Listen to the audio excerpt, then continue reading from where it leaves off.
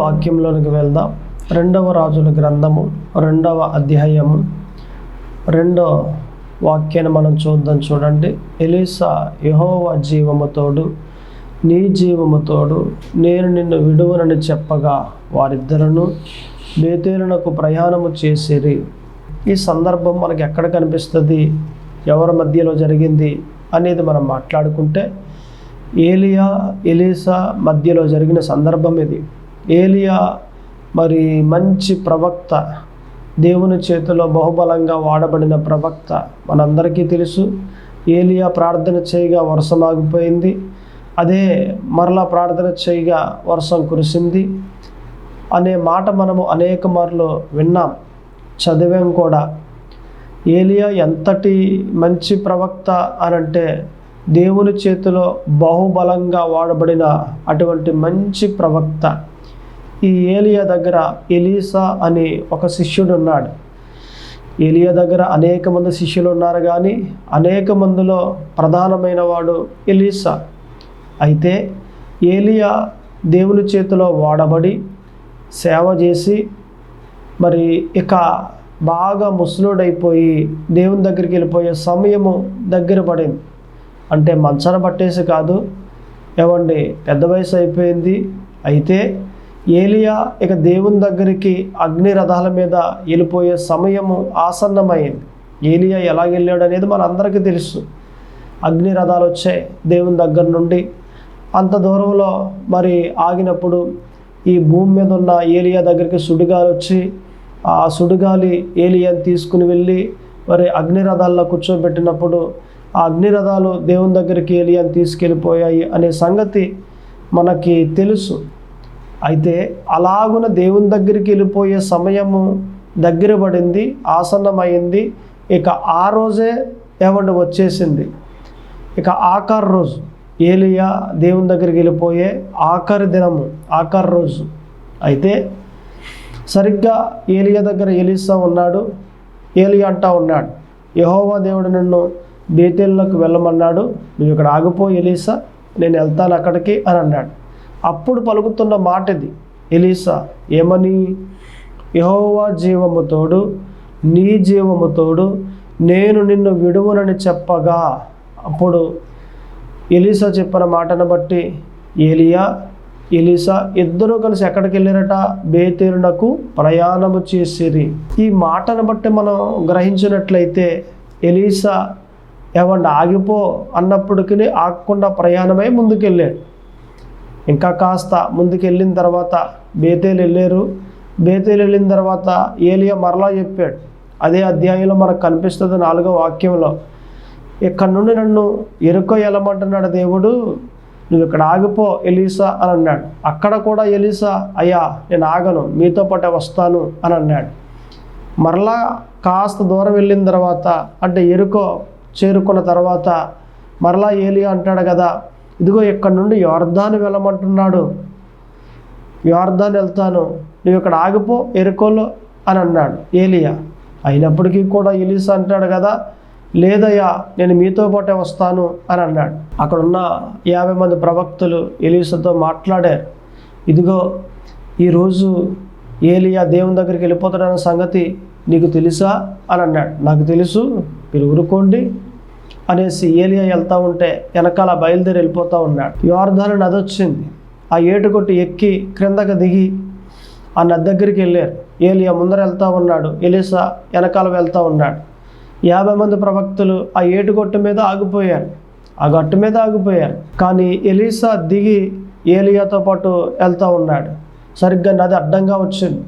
ఏలియా దుప్పటి తీసి, తన మీద ఉన్న దుప్పటి తీసి ఆ దుప్పటితో యొర్దాను నదిని కొట్టాడు. కొట్టగానే 2 పాలుగా చీలిపోయింది. వీళ్ళేమో నడుచుకుంటూ వెళ్ళిపోయారు. ఎదరికెళ్ళిపోయిన తర్వాత ఏమండి, అప్పుడు ఏలియా మాట్లాడుతున్నాడు, ఎలీషా నిన్ను 3 మార్లు ఆగిపోమన్నాను, 3 మార్లు కూడా ఆగకుండా నా దగ్గరికి మరి వచ్చి నాతో పాటు ప్రయాణం చేసావు, అసలు నా నుండి నీకు ఏం కావాలి అని అడిగాడు. అయ్యా మీ మీద ఉన్న దేవుని యొక్క ఆత్మ, 2 పాళ్ళ ఆత్మ కావాలయ్యా అని అన్నాడు. నా మీద ఉన్న ఆత్మను నీకు ఇవ్వాలంటే ఇవ్వగలను, నా మీద ఉన్న అభిషేకం నీకు ఇవ్వగలనంటే ఇవ్వగలను, లేదు నా మీద నా ఆశీర్వాదం నీకు ఇవ్వగలనంటే ఇవ్వగలను. నా దగ్గర ఉన్నది నీకు ఇవ్వగలను, కానీ నా దగ్గర లేనిది నీకు ఎలాగిస్తాను నేను? 2 పాళ్ళ ఆత్మ అడుగుతున్నావు, అది నా వల్ల కాదు. నీకు ఒకటే ఆనమాలు, నేను దేవుని దగ్గరికి వెళ్తూ ఉన్నప్పుడు నేను నీకు కనిపించానా? అలా కనిపించినప్పుడు నీకు 2 పాళ్ళ ఆత్మ కలిగింది అని అర్థం అని చెప్పాడు. ఒక ఆనమాలు, ఒక సూచన ఏలియా చెప్పాడు. అలాగేనయ్యా అని చెప్పాడు. ఈలోగా అగ్నిరథాలు వచ్చాయి. అగ్నిరథాలు వచ్చేలాగా ఆగాయి. ఆకాశంలో ఏమండి కొంత దూరం వచ్చి ఆగిన ఆ రథాల దగ్గరికి ఈ భూమి మీద ఉన్న ఏలియాని సుడిగాలు వచ్చి ఏలియాని తీసుకుని వెళ్ళి అగ్నిరథాల్లో కూర్చోబెట్టాయి. ఆ అగ్నిరథాలు వెళ్ళిపోతూ ఉంటే ఏలియా మీద ఉన్న దుప్పటి ఏమండి ఈ భూమి మీద ఉన్న ఏది ఎలీసా మీద పడ్డాయండి. ఎలీసా మీద ఈ దుప్పటి పడ్డది. ఎప్పుడైతే ఈ దుప్పటి పడ్డదో దానికి అర్థం ఏంటి? ఏలియా మీద ఉన్న ఆత్మ ఏమంటే 2 పాళ్ళ ఆత్మ వచ్చి ఎలీసా మీద పడ్డది అని అర్థం. మనందరికీ తెలుసు, అక్కడ నుండి బయలుదేరి ప్రయాణమయ్యి మరలా అదే దారిలో వస్తూ ఉంటే నది అడ్డంగా వచ్చింది. దుప్పట తీసుకుని మరలా కొట్టాడు. మరలా కొడితే 2 పాయలుగా చీల్చబడ్డది. ఏమండి తర్వాత నడుచుకుంటూ వెళ్ళిపోయి అక్కడ మొదలు అద్భుత కార్యాలు చేస్తా చేస్తా చేస్తా 14 అద్భుత కార్యములు చేశాడు ఎలీసా. 7 అద్భుత కార్యములు ఏలియా చేస్తే 14 అద్భుత కార్యములు ఎలీసా చేశాడు. అంటే 2 ఎలీసా పరిచర్య చేసినట్లుగా, 2 అద్భుత కార్యములు ఎలీసా చేసినట్లుగా మనమంతా చూస్తూ ఉన్నాం. అయితే నేను ఒక మాట అంటాను కదా, మనం మాట్లాడుకున్న ఈ మాట అంతటిలో, ఈ వాక్యం అంతటిలో మనము ఒక ఓడి తీసుకోవచ్చు. అసలు మన టాపిక్ ఏంటి? వెంబడించుట. మనం మాట్లాడుకున్న ఈ మాటలో ఎలీసా ఏలియాను వెంబడించాడు. వద్దు అన్నప్పటికీ కూడా ఎలీసా ఏమంటే మానేయలేదు. 3 మార్లు చెప్పాడు ఏలియా, వద్దు ఎలీసా ఇక్కడ ఆగిపో అని. ఇలాగన 3 మార్లు చెప్పాడు. అయినప్పటికీ ఎలీసా ఆగలేదు, వెంబడిస్తానే ఉన్నాడు. వెంబడించాడు కనుకనే 2 పాళ్ళ ఆత్మ పొందుకున్నాడు, అభిషేకాన్ని పొందుకున్నాడు, బలమైన పరిచర్య చేశాడు. వెంబడించాడు కాబట్టే. ఏలియా ఎవరు? ఆత్మీయ తండ్రి. ఎలీసా ఎవరు? ఆత్మీయ కుమారుడు.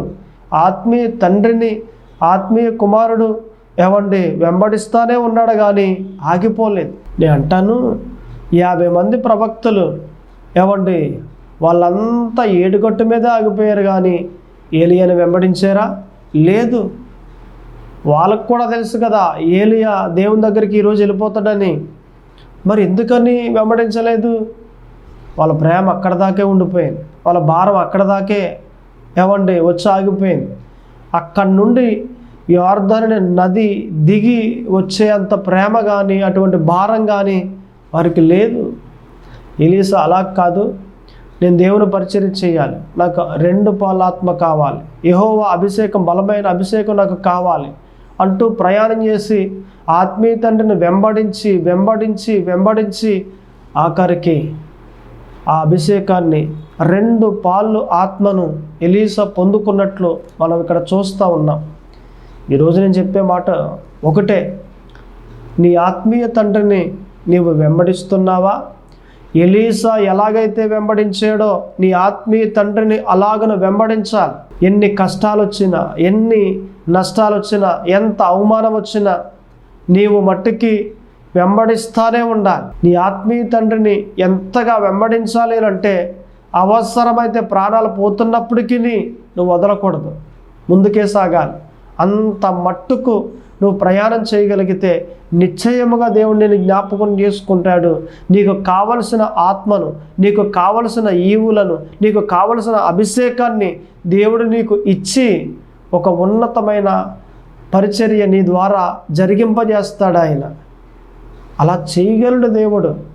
నువ్వు సిద్ధమేనా? ఏది?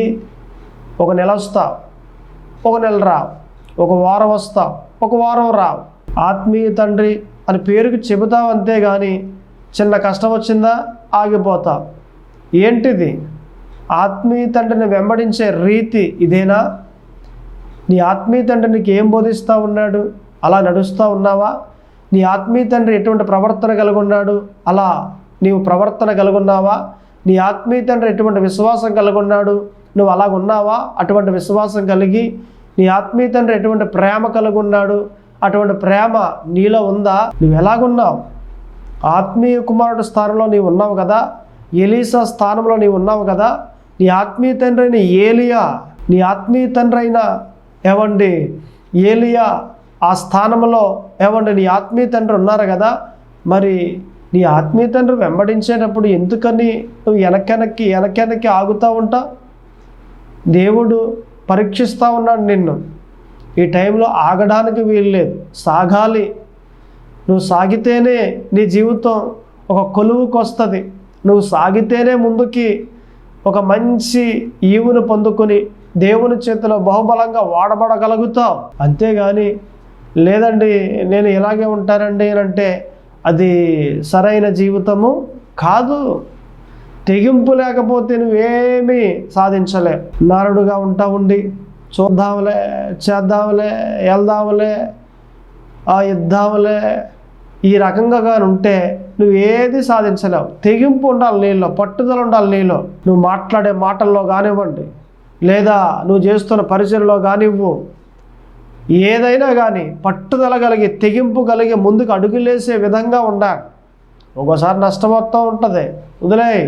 ఒకసారి అవమానం వస్తూ ఉంటుంది, వదిలేయ్. ఏది వచ్చినప్పటికీ ముందుకే సాగాల, కానీ నువ్వు ఆగడానికి వీల్లేదు. జాగ్రత్త, నీ ఆత్మీయ తండ్రిని వెంబడించు. అందుకే ఇక్కడ పౌలు కూడా అంటాడు, 2 తిమోతి 3వ అధ్యాయము 10వ వాక్యం, నా బోధను, నా ప్రవర్తనను, నా ఉపదేశమును, నా విశ్వాసమును, నా దీర్ఘ శాంతమును, నా ప్రేమను, నా ఓర్పును వెంబడించితివి అనే మాటలు పౌలు గారు రాసి తిమోతి అంటే ఆత్మీయ కుమారుడైన తిమోతికి పత్రిక పంపించారు. ఈ పత్రికలో పౌలు మాట్లాడుతున్న మాటలు ఇవి. ఇక్కడ ఇద్దరు కనిపిస్తున్నారు, పౌలు, తిమోతి. పౌలు అయితే ఆత్మీయ తండ్రి స్థానం, ఆత్మీయ కుమారుడు ఆ స్థానంలో ఆత్మీయ కుమారుడు తిమోతి ఉన్నాడు. అంటే ఆత్మీయ కుమారుడు అంటే మీ స్థానం, పౌలు అయితే మీ ఆత్మీయ తండ్రి. ఇందాక మనం మాట్లాడుకున్న ఆత్మీయ తండ్రి ఎవరట? ఎలీసా ఎవరట? ఆత్మీయ కుమారుడు. ఇక్కడ ఆత్మీయ తండ్రి పౌలు అయితే తిమోతి ఆత్మీయ కుమారుడు.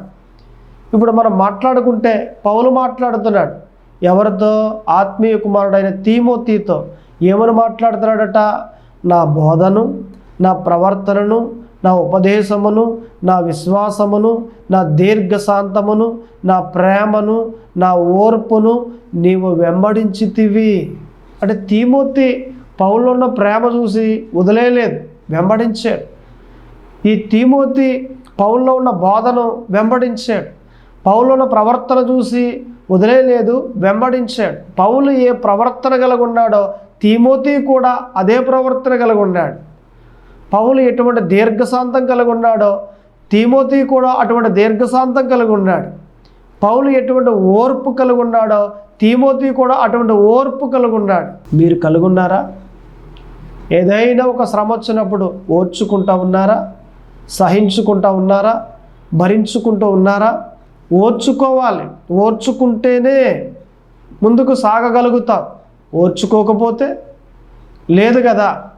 నిదానిస్తే నీళ్లు తేటబడతాయి అనే సామెత మనకు తెలుసు కదా.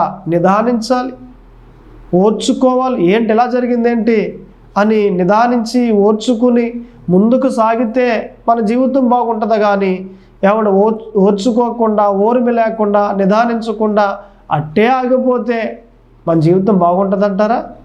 లేదు కదా. ఎలా ఉన్నారు మీరు? మీ జీవితం ఎలా ఉంది?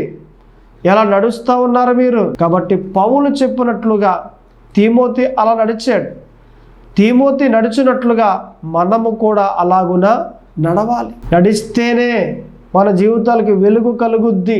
అలా ఆత్మీయ తండ్రిని వెంబడిస్తేనే మన జీవితాలు బాగుపడతాయి. ఏదో వెళ్తున్నాం కదా ఆలయానికి, ఏదో వాక్యాలు వింటున్నాం కదా, అరే అన్నట్లుగా దశంభాగం ఇచ్చేస్తున్నాం కదా, అరే అందరూ చేస్తున్నట్లుగానే పరిచర్య చేస్తున్నాను కదా అని వెళ్ళి వచ్చేస్తూ ఉంటే ఏ ప్రయోజనం ఏముండదు. ఏదో అంతంత మాత్రాన్నే. కానీ నీ ఆత్మీయ తండ్రి కలిగిన ప్రేమ నువ్వు కలుగుంటే ఖచ్చితంగా నువ్వు సాధిస్తావు. నీ ఆత్మీయ తండ్రి కలుగున్న ఆ విశ్వాసాన్ని నువ్వు కలుగుంటే ఖచ్చితంగా నిలబడతావు. యుద్ధంలో నువ్వు నిలబడి సాధించి జయించి నీ ఆత్మీయ తండ్రికి పేరు తీసుకొస్తావు, దేవునికి మహిమను తీసుకొస్తావు. నీ ఆత్మీయ తండ్రికి మంచి పేరు తీసుకొస్తావు, దేవునికి మహిమ తీసుకొస్తావు. కాబట్టి నువ్వు ఎలాగున్నావు దయచేసి ఒక్కసారి గ్రహించు. నువ్వు గ్రహించిన వాడవై నీ ఆత్మీయ తండ్రిని వెంబడిస్తే నీ దినములు బాగుంటాయి. నీ ఆత్మీయ తండ్రిని వెంబడిస్తే నీ రోజులు బాగుంటాయి. అంతేగాని లోకం ఎలాగుందో నేను అలాగుంటానండి అని అంటే ఏ ప్రయోజనం ఏముండదు. చూడండి, లోకస్తులు ఎలాగుంటారట, రోమ 12:2 మనకి వ్రాయబడి ఉంది. లోక మర్యాద చొప్పున నడవకూడదు అనే మాట మనం చూస్తాం కదా. అంటే లోక మర్యాద చొప్పున మనం ఏం చేయకూడదట, నడవకూడదు. లోకస్తులు అనేక రకాలుగా ఉంటారు. మనం మాట్లాడే మాటలకు వ్యతిరేకమైన మాటలు మాట్లాడుతూ ఉంటారు, అపవిత్రమైన మాటలు మాట్లాడుతూ ఉంటారు, అవిశ్వాసమైన మాటలు మాట్లాడుతూ ఉంటారు, బలహీనమైన మాటలు మాట్లాడుతూ ఉంటారు. లోకస్తులు ఎప్పుడూ కూడా బైబిల్కి వ్యతిరేకంగా మాట్లాడుతూ ఉంటారు. ఆ మాటలు మనం మాట్లాడడానికి వీల్లేదు. లోక మర్యాద చొప్పున ఎవరు నడవడానికి వీలు లేదు. దయచేసి ఒక్కసారి గ్రహించు. నీ జీవితం బాగుపడాలా, నీ జీవితం ఒక ఉన్నతమైన స్థాయిలోనికి రావాలా, నువ్వు వర్ధిల్లాలా, అభివృద్ధి చెందాలా, నువ్వు దీవించబడాలా, నీ కుటుంబానికి ఆశీర్వాదంగా నీవు నిలవబడాలా, దేవునికి మహిమకరంగా నీవు కార్యాలు చేయాలా, నిలబడు. నీ ఆత్మీయ తండ్రిని వెంబడిస్తూ ముందుకు సాగు. నీ రోజులు బాగుంటాయి. వెంబడిస్తేనే మన దినములు బాగుంటాయి. మనల్ని కూడా చూడండి, మన పిల్లలు వెంబడిస్తూ ఉంటారు కదా. మన చిన్న పిల్లలు ఒక 3 సంవత్సరాల వయసు, 5 సంవత్సరాల వయసు అంటే మనం ఏం చేస్తే అదే చేస్తారు. మనల్ని ఎప్పుడు కూడా చూస్తూ ఉంటారు. మనం మాట్లాడే మాటలు, మనం చేసే క్రియలు అన్నీ చూస్తూ ఉండి ఎవరిని వెంబడిస్తూ ఉండి ఆ మాటలు నేర్చుకుంటారు, ఆ క్రియలు నేర్చుకుంటారు. చిన్నపిల్లలు ఎప్పుడూ కూడా వెంబడించడం అనేది వారికి బాగా ఎక్కువగా ఉంటుంది వారి మనసులో. అంచేతే మన క్రియలు, మన మాటలు ఎవరిని పట్టుకుని ఒక సంవత్సరం 2 సంవత్సరాల్లో ఏమండి మాట్లాడటం, క్రియలు అవన్నీ చేయటం, ఇవన్నీ చేస్తూ ఉంటారు చిన్నపిల్లలు. మరి మన ఆత్మీయ తండ్రిని కూడా భక్తిలో మనము చిన్నపిల్లలమే కాబట్టి ఆత్మీయ తండ్రి ఎలా నడుస్తున్నాడో చూసి అలాగే నడవాలి కదా. ఇప్పుడు ఒక ప్రాంతంలో ఒక స్కూల్ ఉంది, ఒక టీచర్ అందులో చిన్నపిల్లవాడిని పిలిచింది. ఒరే బాలు ఇలా రారా. వచ్చాడు దగ్గరికి. అయ్యా టీచర్ చెప్పండి. ఏమి లేదురా, నేను ఒక మాట చెప్తాను, ఆ మాట చెప్పు కరెక్ట్గా అన్నది. అలాగే టీచర్, హైటెక్ సిటీ అనమంటే టీచర్ అంటాడు కదా ఈ అబ్బాయి, హైటెక్ కుటీ అని అన్నాడు. హైటెక్ కుటీ ఏంటి, హైటెక్ సిటీ అనరా అని అంటే టీచర్ హైటెక్ కుటీ అని అన్నాడు. బెత్తం తీసుకుని 4 బాధింది. అయినా హైటెక్ కుటీ అన్నాడు. పక్కనే ఉన్న టీచర్ని పిలిచింది. వీడు ఎలాగ అంటున్నాడు ఏంటండి, హైటెక్ సిటీ అనమంటే హైటెక్ కుటీ అంటున్నాడు, కాస్త సిటీ అనిపించండి అని అంటే అయినా సరే ఆమె కొట్టినా కూడా హైటెక్ కుటీ అంటున్నాడు. ఎలా కాదు అనేసి ఇక తన తండ్రికి ఫోన్ చేసి రమ్మన్నారు. వచ్చాడు. ఏంటండి మీ అబ్బాయి ఏంటి అసలు హైటెక్ సిటీ అంటారంటే హైటెక్ కుటీ అంటున్నాడు. నేను భయం చెప్పాను, అయినా సరే అనలేదు ఆ మాట. ఇదిగో పక్క టీచర్ ఈమె కూడా భయం చెప్పింది, అయినా సరే ఆ మాట అనలేదు. ఏంటండి మీ అబ్బాయి అసలు భయం లేకుండా కాస్త భయం చెప్పి హైటెక్ సిటీ అనిపించండి అని అంటే ఈయన అంటాడు కదా, అంటే కెపాసిటీ లేదని మాట్లాడతాం కదా మనం సాధారణంగా. ఆ మాదిరి మాట, వీడు చిన్నపిల్లడు కదండి, వీడికి అంత కెపాసిటీ లేదండి అన్నాడట. కెపాసిటీ లేదండి అంటమ్మా అనేసి కెపాసిటీ అన్నాడు. ఆ టీచర్కి అర్థమైంది ఈ జబ్బీడిది కాదు, ఇలా నాందన్నమాట. ఈ కుటి అనే పదం ఇలా నాన్న దగ్గర నుంచి వచ్చింది అని వాళ్ళు అర్థం చేసుకుని ఆ అబ్బాయిని పంపించేసి ఇంటికి, ఈరోజు భయం చెప్పి రేపు ఇద్దరు పంపించండి అని పంపించేశారు. ఇద్దరిని, తండ్రిని కొడుకుని. ఇంటికి వెళ్ళిపోయారు. ఇంటికి వెళ్ళిపోయిన తర్వాత ఏమండి భార్య అడిగింది, ఏమండి ఎందుకు పిలిచారు మిమ్మల్ని, సాధారణంగా వెళ్ళరు కదా మీరు స్కూల్కి అని అంటే ఏమి లేదురా ఇది పరిస్థితి, టీచర్ అడమన్నారట హైటెక్ సిటీ అని, ఈడేమో హైటెక్ కుటీ అన్నాడట అని చేత పిలిచారు. మరి మీరేం చెప్పారని అంటే నేను చెప్పాను వీడికి కెపాసిటీ లేదని అని అంటే ఆమంటది కదా, పోలే వీళ్ళందరికీ మీరు తెలిసేటట్లు పబ్లిసిటీ చేయకండి అంది. అంటే పబ్లిసిటీ చేయకండి అంట మానేసి పబ్లిసిటీ చేయకండి అని అంది. అంటే ఈ జబ్బు ఎక్కడుంది? కుటుంబంలోనే ఉంది, తల్లిలో తండ్రిలో ఉంది. తల్లి తండ్రి కుటి కుటి అని ప్రతి పదానికి లాస్ట్లో కుటి అని వాడుతూ ఉంటే ఈ అబ్బాయి కూడా అలాగే వాడుతూ ఉండి టీచర్ దగ్గర అలాగే వాడి తన్నులు తిన్నాడు. తల్లి తండ్రి ఎలా చేస్తున్నారో అలాగునే పిల్లలు చేస్తారు. కాబట్టి తల్లిదండ్రులు మనం ఎలాగుండాలి? మంచిగా మాట్లాడాలి, మన మాట తీరు బాగుండాలి, మన ప్రవర్తన బాగుండాలి, మన చూపులు బాగుండాలి, మన ఆత్మీయ జీవితం చక్కగా ఉండాలి. అప్పుడే మన పిల్లలు కూడా మనల్ని వెంబడించిన వారై ఒక ఉన్నతమైన స్థాయిలోనికి మన బిడ్డలు వస్తారు. అంతేగాని ఎలా పడితే అలా మాట్లాడేస్తే మన పిల్లలు కూడా అలాగే మాట్లాడతారు. నోటికి ఎంత వస్తే అంత పలికేస్తే మన పిల్లలు కూడా అలాగే పలుకుతారు.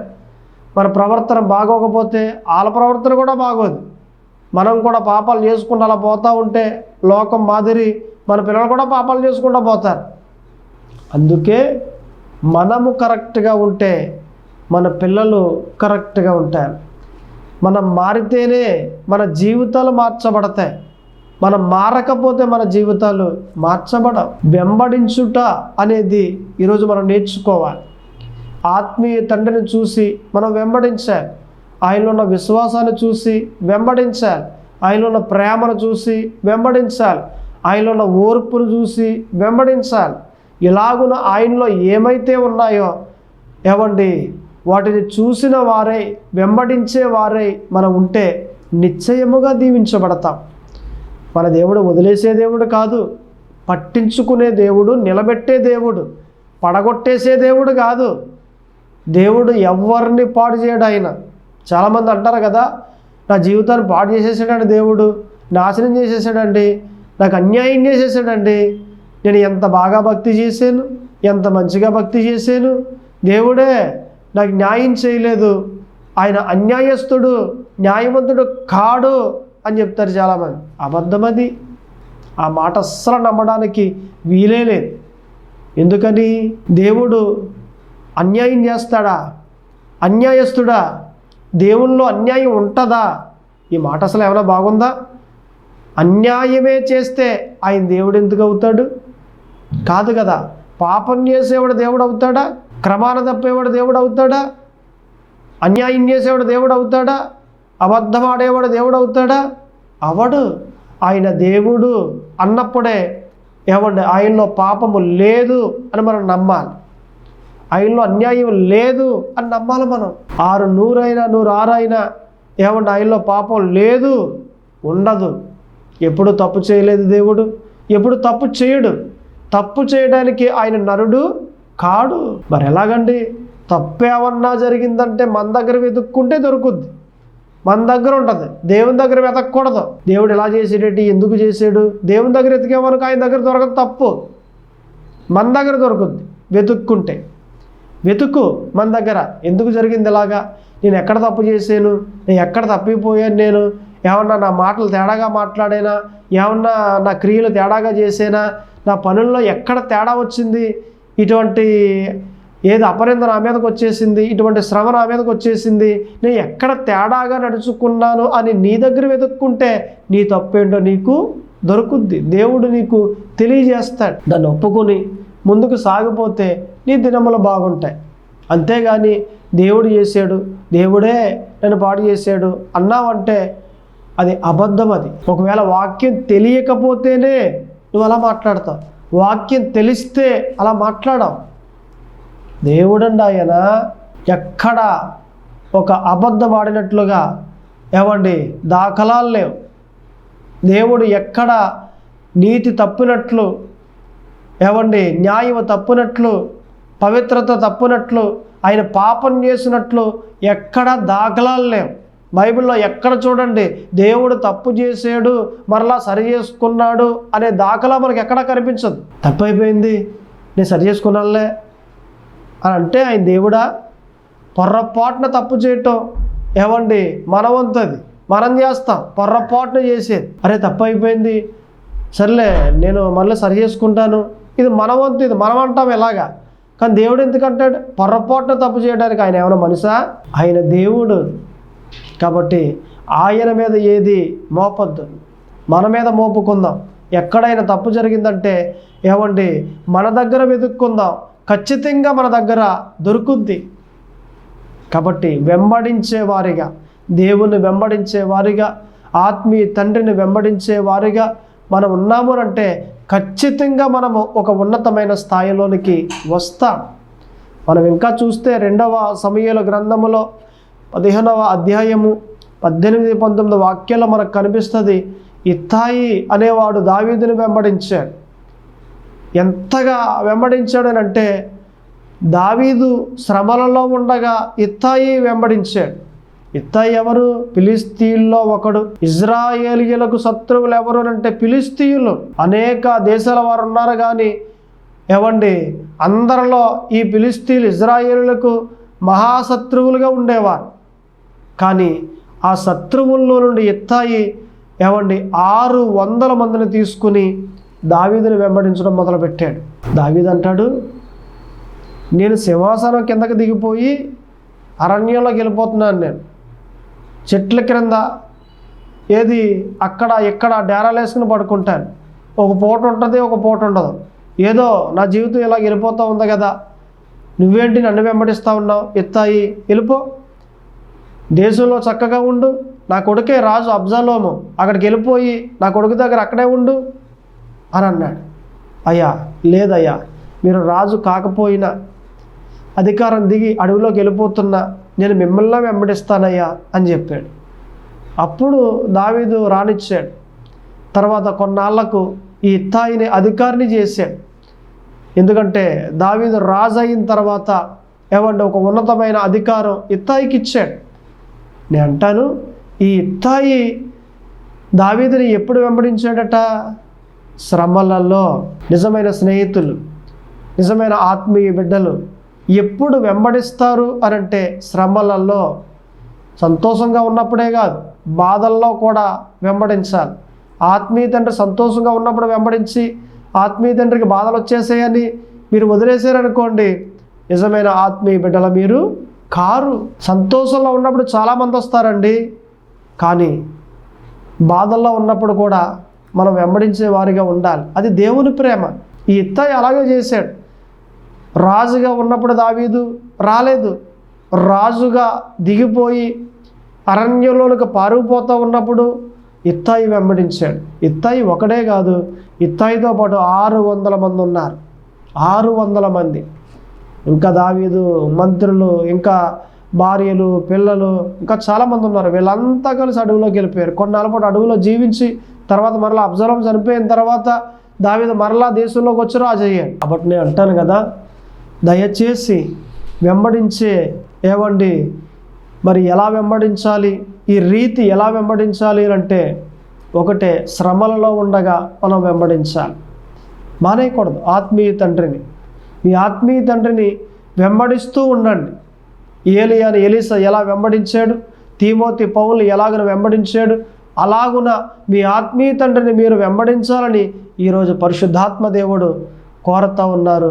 ఈ ఉపదేశం మీ అందరికీ తెలియజేస్తూ ఉన్నారు. ఆయన దేవుడు మిమ్మల్ని దీవించునుగాక. ప్రార్థన చేసుకుందాం. దయచేసి అందరూ కూడా తలల వంచి ప్రార్థనలో ఏకీభించండి. ప్రార్థన. పరిశుద్ధుడా దేవా తండ్రి, ప్రభువా యేసుక్రీస్తు అయ్యా, ఇదిగో ప్రభువా ప్రార్థన చేస్తూ ఉండగా మీ కృపాక్షేమములు మెండుగా కలగజేసి బలపరిచి నడిపింపచేయండి.